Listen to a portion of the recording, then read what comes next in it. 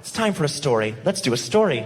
It's time for a story, it's time for a story. A very special story, especially for you. It's time for a story, it's time for a story. Sit down and listen now, don't be a Jew. This story is called Andy... That's a glitch. You can be Jewish.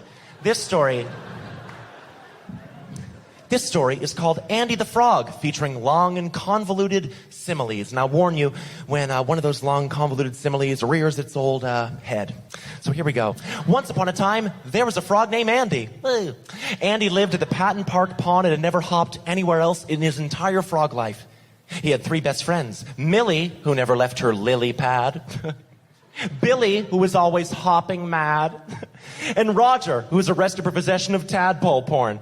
So one day, Andy saw something hop across the grass on the other side of the pond. Millie, Billy, Roger looks at Andy.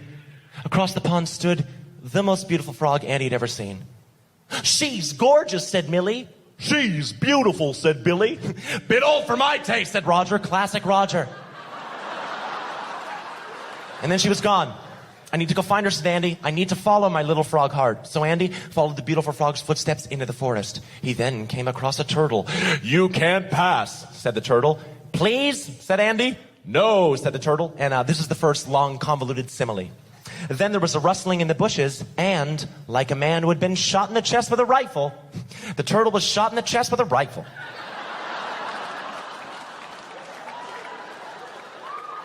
Andy kept moving, but at this point, like the doctor of the Kenyan track team, his patience ran thin.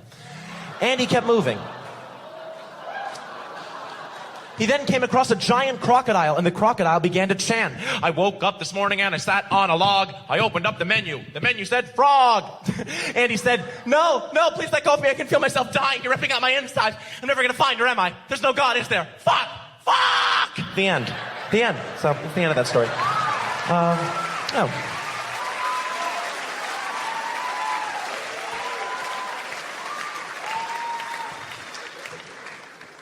Yeah, if you're curious, the moral of that story is irrelevant because we're humans. Why would it apply to us?